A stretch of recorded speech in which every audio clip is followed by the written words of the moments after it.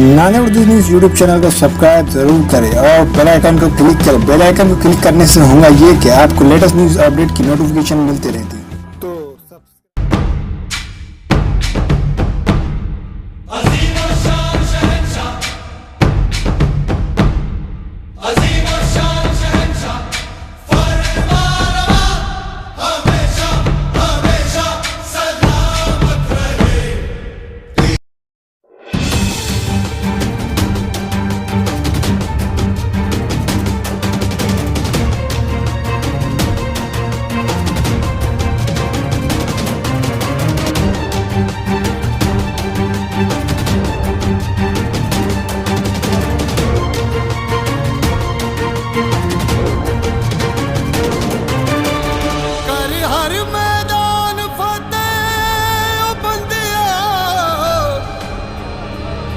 हर मैदान